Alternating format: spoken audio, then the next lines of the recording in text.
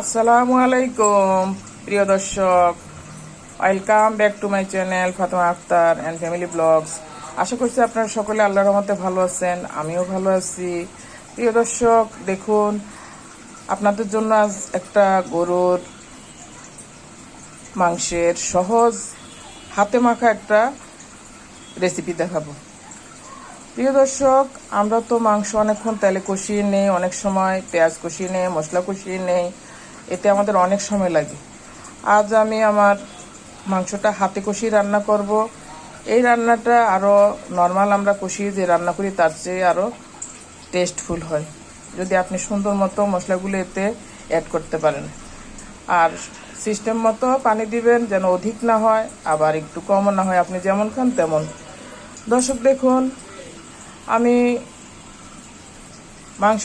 গরুর মাংসগুলো ছোট ছোট টুকরা করে, দেখুন দর্শক, এই যে ছোট ছোট টুকরা করে আমি গরুর মাংসগুলো, যেখানে কিছু সাদা কলিজা আছে, আমার মেয়ে সাদা কলিজা পছন্দ করে, ওর জন্য এগুলো ছোট করে টুকরা করে দিয়েছে। এই যে গরুর মাংসগুলো ছোট টুকরা করে দিয়েছি, হালকা কিছু চর্বিও আছে সাথে।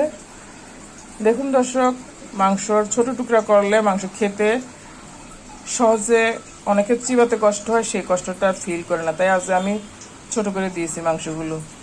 এই মাংসটা আমি হাতে মাখিয়ে রান্না করব। প্রিয় দর্শক দেখুন, আমি সবগুলো মশলার উপাদান রেডি করে নিয়েছি।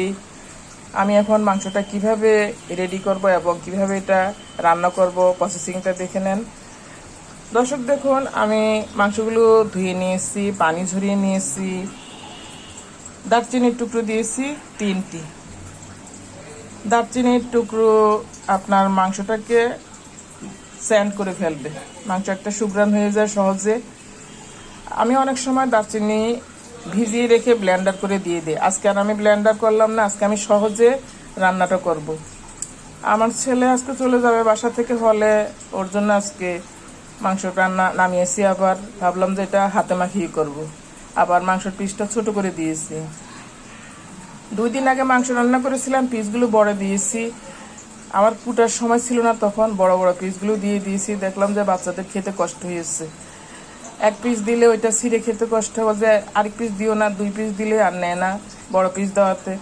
তাই আজ আমি আমার মাংসগুলো ছোট করে কেটে নিয়েছি, যেন বাচ্চা সহজে খেতে পারে। দেখুন দর্শক, এখানে দারচিনি দিয়েছি, তেজপাতা নিয়েছি 5-6টি। এখানে দেখুন দর্শক, আমি সাদা এলাচ নিয়েছি, কালো গোলমরিচ নিয়েছি, এটা হলো জয়ত্রী, এটা পোলাওতে বেশি ভালো লাগে, মাংস তো দেই আমরা অল্প পরিমাণে দিবেন। এটা হলো মিষ্টি, এই মশলাটা মিষ্টি, 1 পিস দিলে এনাফ বা অর্ধেক দিলেও এনাফ। জয়ত্রী দিয়েছি, এখানে আরও একটু আছে, হাতে যা উঠেছে তা নিয়ে এসেছি। দেখুন, পোস্তদানা দিয়েছি, এটা ব্লেন্ডার করেও দেই, অনেক সময় ভিজিয়ে রেখে বেটে দেই, যেভাবে দেই আজ আমি এটা আস্ত দিয়ে দিচ্ছি। এটা কিন্তু মাংসের সাথে সিদ্ধ হয়ে মসৃণ হয়ে যাবে, কিছুই বোঝা যাবে না। সাদা এলাচ দিচ্ছি, গোলমরিচ দিচ্ছি। এখানে দেখুন 1 চামচি সরিষা নিয়েছি, এটা অ্যাড করব। এখানে দেখুন, এটা বিরিয়ানির মশলা আছে, এখান থেকে অল্প একটু অ্যাড করব, অল্প পরিমাণে। আস্ত জিরা অ্যাড করব, লং ব্যবহার করবো এখানে পরিমাণ মতো, আমি একটু ঝাল করব তাই একটু ঝাল দিব। রাঁধুনির রেডিমিক্স মাংসের মশলাটা আছে, এটা ব্যবহার করব। দেখুন দর্শক, আমি এখন মাংসগুলো রেডি করে নিচ্ছি, হাতে মাখিয়ে নিব, তারপর বসিয়ে দিব। দেখুন, আমি আমার হাঁড়িতে দিয়ে দিলাম।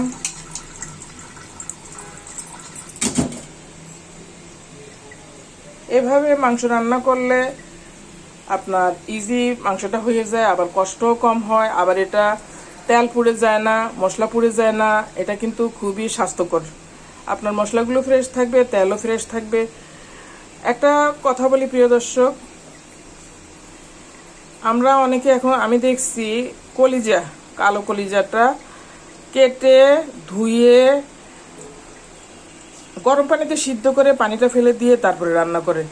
দেখুন, সম্পূর্ণ মাংসের ভিতরে কিন্তু ব্লাড থাকে। আমি মাংস ধুয়ে নিয়েছি, এটা একটা অনেকবার মাংসগুলো ধুয়েছি, তারপরে একটা ঝুড়িতে রেখেছি, নিচে একটা বাটি দিয়েছি, দেখুন কতগুলো ব্লাড বের হয়েছে। তার মানে আমাদের মাংসের ভিতরে ব্লাড আছে, কারণ ব্লাড না থাকলে তো শরীর তৈরি হবে না। মানুষেরও সারা শরীরে ব্লাড আছে, পশু পাখি প্রাণীর সব কিছুরই ব্লাড আছে। আমরা ধুয়ে নিব, তারপরে বাকি যেটা থাকবে সেটা আমাদের জন্য হালাল, সেটা কিন্তু হারাম না। যতদূর সম্ভব আমরা ভালো করে ধুয়ে নেব। ধুয়ে নিয়েছি, এখন বাকিটা আমি ঝরিয়ে নিয়েছি, চলে গেল ব্লাডটা, ফেলে দিলাম। আর কলিজাগুলো আপনি ছোট টুকরা করে কেটে নেবেন, কালো কলিজা সাদা কলিজা যেটাই হোক, তাহলে আপনার সেখানে আর ব্লাড থাকার প্রশ্নই আসে না, ধোয়া হয়ে যায়। এগুলো পাতলা করে কেটে নেবেন। আর আমি দেখেছি, আমি অনেক আগে 5-6 বছর আগে বাজার থেকে খাসির কলিজা এনেছিল। অনেকে দেখে খাসির কলিজা এনে খায়, তো একদিন আমি বলেছিলাম যে একটা খাসির কলিজা এনে, তো তারপর নিয়ে আসছে। আনার পরে দেখলাম আমি রান্না করছি, ভালো লাগেনি আমার কাছে। ওরা তো অনেক বিয়ের খাসি জবা হয়, সেখান থেকে নিয়ে আসে, হয়তো আজকে বিক্রি হয় না, কালকে বিক্রি হয়, এরকম বিক্রি করে ওরা। আবার এটাই সবচেয়ে বড় কথা, এটাই যে সকালে জবা করলে আমরা দুপুরে মাংস গুছিয়ে ফেলি, কিন্তু তারা তো বিক্রি করতে পারে না। এখন কার ভাগে কোনটা আসে এটা বলা যায় না। এরপরে ওই দিন খেয়ে আমার ভালো লাগে নাই, কেমন একটা গন্ধ লাগছে। অনেক ধুয়েছি, অনেক লবণ টবণ দিয়ে ধুয়েছি, কিন্তু গন্ধ লাগছে। পরে আমি আমার পার্শ্ববর্তী একজনের সাথে আলাপ করার পর উনি বলতে ভাবি, বাজার থেকে আনা কলিজাটা আপনি গরম পানিতে প্রথমে সিদ্ধ করে ফেলে দিবেন পানি, তারপরে রান্না করবেন। তখন আমি ভাবলাম, ও মা, এটা আবার কেমন কথা, যেটা কলিজাটা গরম পানিতে সিদ্ধ করে তারপর ফেলে দিব, তারপরে রান্না করব। পরে আরও একদিন খাসির কলিজা এনেছে, আমি তখন এটা কুটে নিয়েছি, আবার এই যে গরম পানিতে যেভাবে বলেছে সেভাবে সিদ্ধ করে পানিটা ফেলে দিয়ে কলিজাটা রান্না করেছি। কিন্তু কলিজাটা নর্মালে কলিজা রান্না করলে যে টেস্ট হয় কোরবানির মাংসের, অথবা সলিড আজকে জবা করা গরুর মাংসের কলিজা আনলে ওরকম স্বাদ লাগে নেই, কেমন নিতসা হয়ে গিয়েছে। আমি এরপর থেকে আর কলিজা ওই যে গরম পানি দিয়ে ফুটিয়ে এগুলো আর করি না, কারণ আমার মা যেভাবে করছে আমিও সেভাবে করছি। আবার এটা কলিজাতে কিন্তু প্রচুর পরিমাণে ভিটামিন এ থাকে, মাংসের থেকে আরো বেশি পুষ্টিগুণ বেশি থাকে কলিজাতে। এখন আমরা যদি এটা ধুয়ে ফেলে দিই ফুটিয়ে, তাহলে তো চলে গেল। তাই এটা না ধুয়ে ছোট ছোট টুকরা করে রান্না করবেন, লবণ দিয়ে ভালো করে। মাংস কলিজা যেটাই বলেন না কেন ভালো করে ধুয়ে নেবেন, সব কিছুতে ব্লাড থাকে, পানি ঝরিয়ে নেবেন, ব্লাডটা চলে যাবে, আর বাকিটা আপনার জন্য হালাল। তাই দেখুন দর্শক, আমার এই যে পানিটা ঝরানো হয়ে গিয়েছে, ফেলে দিয়েছি। আমার মাংসগুলো এখন একদম ঝরঝরে আছে। আমি এখন এতে আস্তে আস্তে সব মশলাগুলো মাখিয়ে দিব। তেজপাতা দিয়েছি, দারচিনি দিয়েছি আগে। এখানে দেখুন দর্শক, সাদা এলাচ, জয়ত্রী, গোলমরিচ, পোস্তদানা এগুলো ছেড়ে দিচ্ছি, দিয়ে দিলাম। এই যে এখানে আস্ত জিরা আছে, জিরাটা দিচ্ছি, কারণ এটা আমার আজকে তাজা জিরা যাবে। এটা একটা, আরো আমরা তেলে ফোড়ন দিয়ে ওটার একটু সুঘ্রাণ হয়, কিন্তু ওইটার থেকে এটা পুষ্টিকর, এটা হেলদি, কারণ এটা পুড়ে যাবে না। আর একটু দিয়ে দিলাম। এখানে দেখুন দর্শক, আমি সরিষা আছে, কালো সরিষা, আমি সরিষা বেটেও রেখেছি, সেটা মাঝে মাঝে ব্যবহার করি। এখন ডিপ ফ্রিজে আছে, ওইটার বাইর করে নিয়ে আস্ত সরিষা দিয়ে দিচ্ছি। আমরা পাঁচফোড়ন ব্যবহার করি মাছে মাংসে, সেগুলো কিন্তু আস্তই থাকে, ওইখানে অল্প পরিমাণে থাকে, আমি একটু বেশি পরিমাণে দিয়েছি, যে সরিষা দিয়ে দিলাম। এতে আমার অরিজিনাল সরিষার একটা সেন্ট হবে। এখানে দেখুন লং নিয়ে এসছি, লংগুলো আমি অনেকগুলো লং আছে, আমরা একটু ঝাল পছন্দ করি, লং দিয়ে দিচ্ছি। এরপরে দেখুন আরো কয়টা তেজপাতা দিয়ে দিচ্ছি আমি। এরপরে দেখুন এখানে আমার বাটা মশলা আছে, ব্লেন্ডার করা, এখানেও আছে এখানেও আছে। আমি এক এক সময় এক এক রকম করে মশলা তৈরি করি, এক এক জারে এক এক রকম মশলা থাকে। এখানে দেখুন দর্শক, আমার এই জারে আমি কোরবানির সময় অনেকগুলো মশলা করেছি, এটাতে এক বয়ম রেখে দিয়েছি, আরও ছিল আরেক জায়গায়, রান্নায় ব্যবহার করেছি, এখন বাকি এতটুকু আছে। দেখুন আদা, জিরা, কাঁচামরিচ, লং, গোলমরিচ, সাদা এলাচ, দারচিনি, যাবতীয় মশলা আমার এখানে ব্লেন্ডার করা আছে, এটা দিয়ে দিচ্ছি। আমার আর আজকে কাঁচা মশলা করতে হয় নাই। দেখুন অ্যাড করে দিলাম। এটাতে আমি একটু তেল দিয়ে নিয়েছি আগে, তেল দেখুন আমার এই যে রসুনের মাঝখানের ইয়েটা আছে, আমি রসুনের খোসাটা সিলি নেই, রসুনের খোসা সব ব্লেন্ড করে নিয়েছি, শুধু গোড়াটা আর আগাটা ফেলে দিয়েছি। রসুনটা ভিজিয়ে রেখেছি আগে, চামড়াগুলো সহ আমার ব্লেন্ডারে ব্লেন্ড করে নিয়েছি।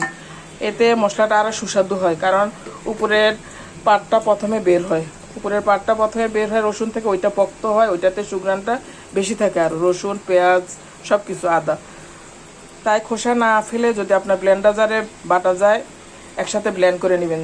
মশলাটা আগে ভিজিয়ে রাখবেন, পেঁয়াজ, রসুন, আদা, একটু পরে ব্লেন্ড করবেন, দেখবেন একদম মসৃণ হয়ে যায়। আর একটু বাটা মশলা দিয়ে দিলাম।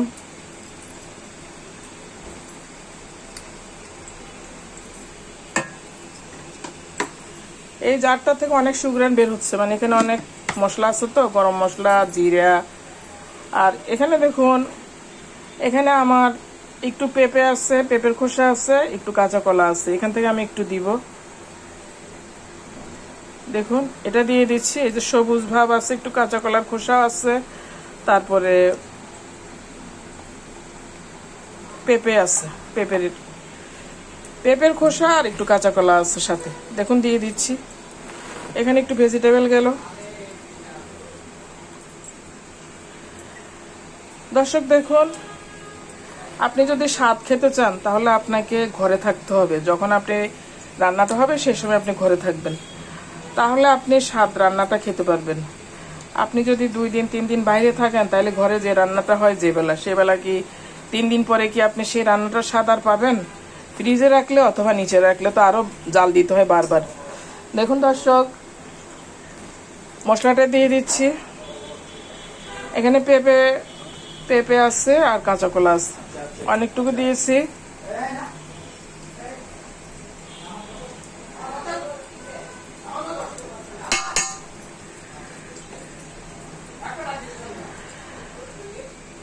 একটা জিনিস কি জানেন দর্শক, আপনি যদি আপনার জীবনকে শান্তি রাখতে চান তাহলে আল্লাহ আপনাকে শান্তি দিবে, আর আপনি যদি আপনার জীবনকে শান্তি রাখতে না চান তাহলে আপনি নিজের থেকে শান্তি হারাবেন। এটা বাস্তব। আমরা যখনই ঘরে ভালো খাওয়ার হয়েছে, আমরা কিন্তু বাইরে কম বেরিয়েছি, ঘরে খেয়েছি। আমাদের ঘরে প্রচুর পর্যাপ্ত পরিমাণে খাওয়া দাওয়া থাকতো। আমার আব্বা আমাদেরকে কোনো অভাব দেখা নেই। দেখুন দর্শক, আমি এখানে হলুদ দিচ্ছি। তাই আপনি যদি আপনার ঘরে খাওয়া তৈরি হচ্ছে, আপনি রাস্তায় খাচ্ছেন, বাইরে ঘুরছেন, তো খাওয়ার টেস্ট তো আপনি মোটেই পাবেন না। এবার আমি কোরবানির পরে যতগুলো মাংস রান্না করেছি ভালো হয়েছে আল্লাহর রহমতে। দেখুন হলুদ দিয়ে দিয়েছি, আর একটু মরিচের গুঁড়া দিব। তারপরে আমি নলা রান্না করেছি, এত টেস্ট হয়েছে, আমরা খেয়েছি বাসায়। আমি বাসায় ছিল না একজন মানুষ, এখন কয়েকদিন পরে এসে 4-5 দিন পরে এটা আমি জাল দিয়েছি, ফ্রিজেও রাখি নেই, বারবার জাল দিয়েছি। আবার এখানে অন্য তরকারিরও কিছু উপাদান দিয়ে দিয়েছি। এখন কি আর আগের টেস্ট আছে? তারপরে দেখুন, এটা হলো কিসমত। যে ঘরের খাওয়া খাবে না তার জন্য ঘরের খাওয়া কিন্তু আল্লাহ পাক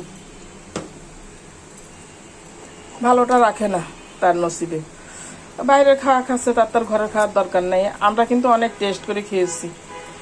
দেখুন আমি সব কিছু উপাদান দিয়ে দিয়েছি।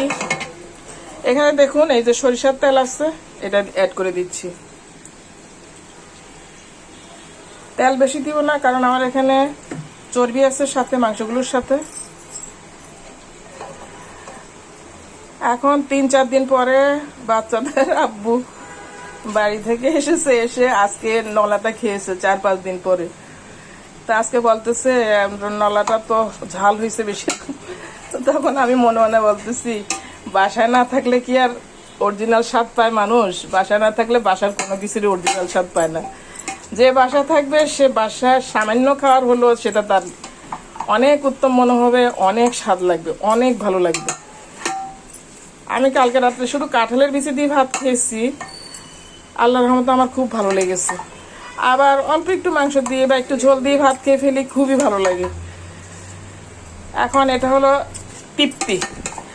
যে অল্পতে তুষ্ট তাকে আল্লাহ সব কিছুতে তুষ্টি দেয়, আর যে অল্পতে তুষ্ট না তাকে আল্লাহ অধিক খেলেও পর মুহূর্তে সেটা আবার ভুলে যায়। পরের মুহূর্তে আবার সেটা ভুলে যায়, কারণ তার তৃপ্তি নাই। আর যার তৃপ্তি আছে সে, এটা হলো কোরবানির মাংস, এটা খেয়ে আপনি ভালো হোক মন্দ হোক আপনার শুকরিয়া আদায় করতে হবে, কারণ এটা আপনি আল্লাহর সন্তুষ্টির উদ্দেশ্যে আল্লাহর জন্য উৎসর্গ করেছেন। আপনার কোরবানিটা কবুল হলে আপনি এর বদলতে বেহেশতে যেতে পারবেন, আপনার একটা আমল কবুল হয়ে গেল আল্লাহর দরবারে। দেখুন আমি মাখিয়ে নিচ্ছি, হাতে মাখা, কিন্তু হাতে মাখাচ্ছি না, চামচে মেখে নিচ্ছি। এই লবণ অ্যাড করবো না, লবণটা আমি পরে অ্যাড করব। দেখতে থাকুন, ভালো করে এটা মাখিয়ে নিচ্ছি। এভাবে ভালো করে মাখিয়ে নেবেন, তাহলে মাংসের গায়ে মশলাগুলো লেগে যাবে ভালো করে। আবার অনেকে দেখছি মাংস রান্না করলে, আমি ইউটিউবে দেখছি অনেকে মাংস রান্না করে, কিন্তু যখন হওয়ার পরে টিপ দিয়ে দেখায় দেখি যে ভিতরে সাদা, তখন আমার ঘৃণা লাগে। মানে মাংস রান্নার সময় আপনি যদি আগে একটু হলুদ, মরিচ, দারচিনি, এলাচ এগুলো দিয়ে, আমারও মাঝে মাঝে হতো, তখন আমি ভাবতাম কেন হচ্ছে বুঝতেছি না। পরে আমি সিস্টেম চেঞ্জ করতে করতে এখন দেখলাম যে ওই যে আমার আম্মা আগে রান্না করতো যে সিস্টেমে, ওই সিস্টেমটাই সবচেয়ে উত্তম। আমি হলুদ, মরিচ, দারচিনি, পাঁচফোড়ন এগুলো দিয়ে মাংসটা প্রথমে সিদ্ধ করে নিই খালি পানি দিয়ে, আধা ঘন্টা সিদ্ধ করে তারপরে মশলা টশলা দিয়ে তেলাই নেই, ফোড়ন দিয়ে নেই, তারপরে আবার 10 মিনিট চুলায় রাখি, 10-15 মিনিট। দেখি তো ওই মাংসটার ভিতর বাহিরে একই রকম হয়, কোনো সাদা থাকে না ভিতরে।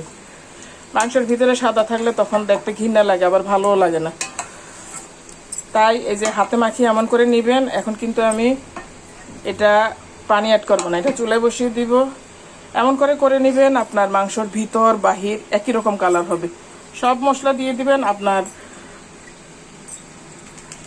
রুচিসম্মতভাবে এবং আপনার সামর্থ্য অনুযায়ী আপনি যা ব্যবহার করেন। এখানে পেঁয়াজ বাটা, আদা বাটা, রসুন বাটা, সব গরম মশলা ব্লেন্ডার করা আছে, সাথে আমি আবার আস্ত মশলা দিচ্ছি। এখানে দেখুন রাঁধুনি রেডিমিক্স গরুর মাংসের মশলা দিচ্ছি, অল্প পরিমাণে দিচ্ছি, বেশি দেওয়ার দরকার নেই। এগুলো বেশি দেওয়ার প্রয়োজন হয় না, অল্প করে দিলে জাস্ট একটু বাইরের মশলার একটু সেন্ট গেল। আর একটু কাজ আছে এখানে, দেখুন দর্শক, আমার বিরিয়ানির মশলা আছে, এখান থেকে অল্প পরিমাণে অ্যাড করবে, বেশি না। দেখুন এটা একটু দলা বেঁধে গেছে। এই মশলাটা রাখার পরে দেখি এমন হয়ে গেছে, চুলার পাশে এনে রেখেছি। তারপর দেখুন এটা চুলায় নিয়ে যাচ্ছি, বসিয়ে দিলাম, চুলাটা বাড়িয়ে দিয়েছি। এখন আমি আরেকটু নেড়ে চেড়ে মাখিয়ে নেব। এই মুহূর্তে পানি না দিলে এক ধরনের হয়, আবার পানি দিলে আরেক ধরনের। আজকে তো আমি আর এটা পরে ফোড়ন দিব না, তাই এই মুহূর্তে পানি দিচ্ছি না, একটু কষিয়ে নিব, অল্প একটু কষিয়ে নিব। তারপরে আমি এতে গরম পানি অ্যাড করব।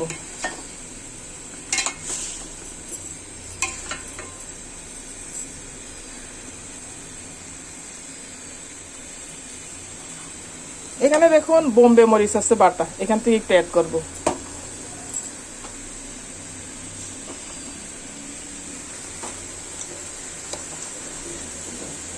এই যে বোম্বে মরিচ দিয়ে দিলাম। আমি দেখেছি বোম্বে মরিচ অ্যাড করলে মাংস রেসিপিটা খুবই স্বাদ হয়, এটা একটা আলাদা সেন্ট হয়ে যায়, খেতেও খুব ভালো লাগে।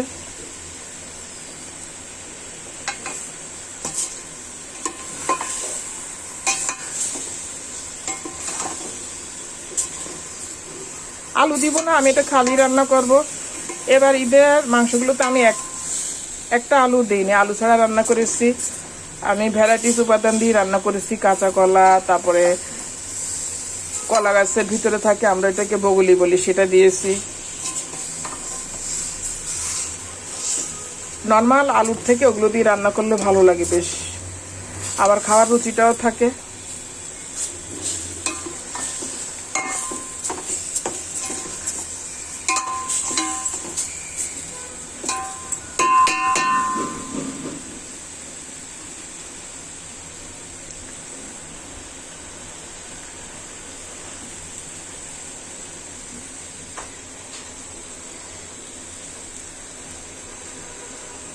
বাতাস আসছে তো, চুলার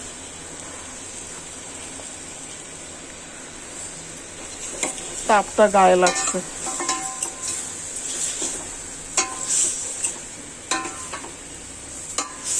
তেল দিয়েছি পরিমাণ মতো, কম বেশি না, কারণ এখানে আমার চর্বি আছে অনেকগুলো, তাই।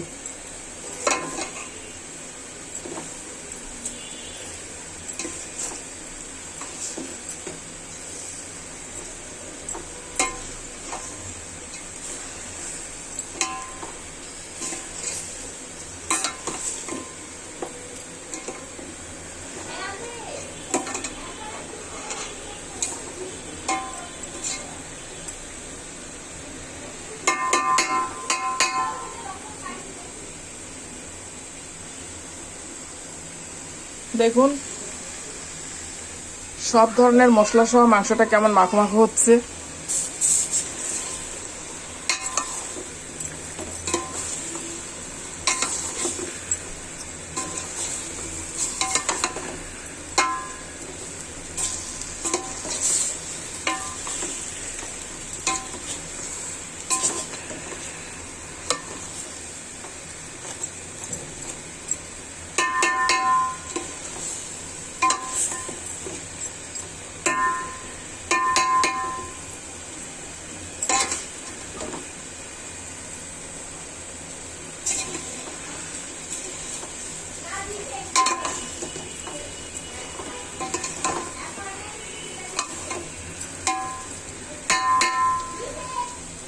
প্রিয় দর্শক, মাংসগুলো আমার প্রায় কষানো হয়ে গিয়েছে।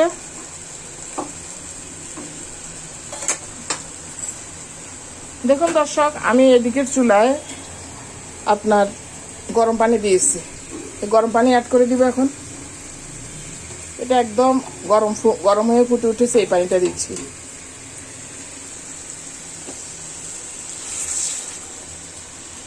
ঢেলে দিচ্ছি পানিটা।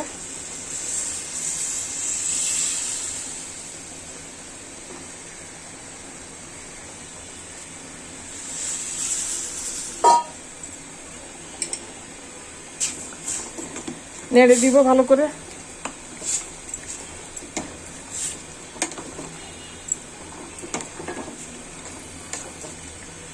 দেখুন কি নাইস হয়েছে কালারটা, এবং এটার একদম ভিতর টিতর সব কিছুতে একই রকম কালার হবে মাংসগুলোতে।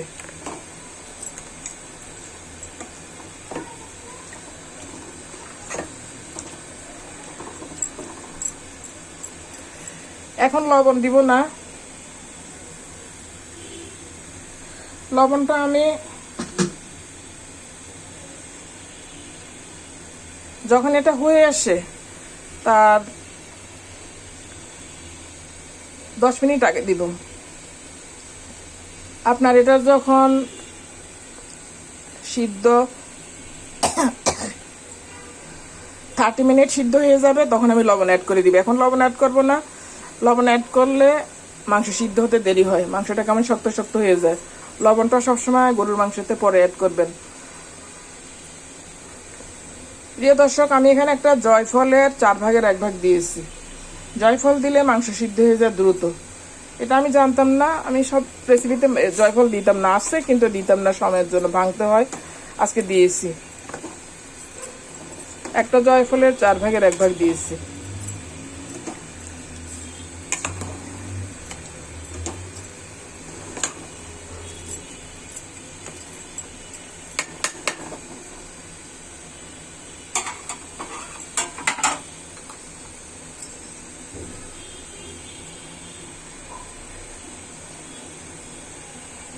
গরম হয়ে আসতেছে এটা।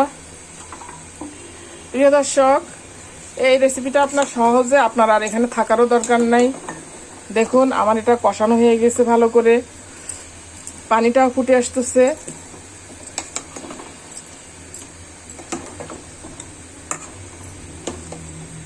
পানিটা দিছি দেখুন মাংসের নিচে নিচে। এটা আমি প্রায় 10 মিনিট হয়ে গিয়েছে মাংসটা বসিয়েছি, আর 45 মিনিটের মতো রাখলে আমার মাংসটা সিদ্ধ হয়ে যাবে, রেডি হয়ে যাবে। এতে আমি লবণ অ্যাড করে দিব আরও 20 মিনিট যাওয়ার পরে, আর একটু হালকা জিরার গুঁড়া ছিটিয়ে দিব তোলার আগে। আমি সহজে আমার মাংস রেসিপিটা করে নিব এইভাবে। প্রিয় দর্শক, তাই আমি যেভাবে দেখালাম আজকে মাখিয়ে মাংস বসানো এভাবে করবেন। এভাবে করলে আপনার আর এই যে এখন বসেই চলে যাবেন, আর রান্নাঘরে থাকারও প্রয়োজন হবে না। আর একদম শেষ পর্যায়ে এসে নেড়ে নেবেন, আর একটু জিরার গুঁড়া দিয়ে দিবেন। ভাজা জিরার গুঁড়া থাকলে অথবা নর্মালটাই দিবেন, একটু 5-10 মিনিট আগে দিবেন, তখন ওইটা আর একটু টাটকা সুঘ্রাণ হবে। অনেকগুলো জিরা আস্ত দিয়েছি, তারপরে বাটা জিরা দিয়েছি, মশলা ভরপুর হয়ে গেছে, আর প্রয়োজন নেই আমার। প্রিয় দর্শক, আমি আমার রেসিপিটা আজকে আর দেখাবো না। আমি এটা ঢেকে দিব। এখন ঢেকে দিয়ে আমি রুমে চলে যাব। আমার এই সহজ রেসিপিটি, বিফ রেসিপিটি যদি আপনাদের ভালো লেগে থাকে, আমার চ্যানেলটি সাবস্ক্রাইব করুন, লাইক করুন, কমেন্ট করুন। প্রিয় দর্শক, আমি যে সিস্টেমে বললাম সেভাবে করে নেবেন। এটা হাতে মাখিয়ে নিয়েছি সহজে। চামচ ব্যবহার করছি, চামচটা তো আমি হাতে নাড়িয়েছি, হাতে মাখাই হলো। সুন্দর সুন্দর করে ঘুরিয়ে নিয়েছি হাত দিয়ে, বসিয়ে দিয়েছি। দেখুন কি নাইস হয়েছে কালারটা। আমি এখন ঢেকে দিব। আপনাদের জন্য রইল শুভকামনা। আল্লাহ হাফেজ, আসসালামু আলাইকুম।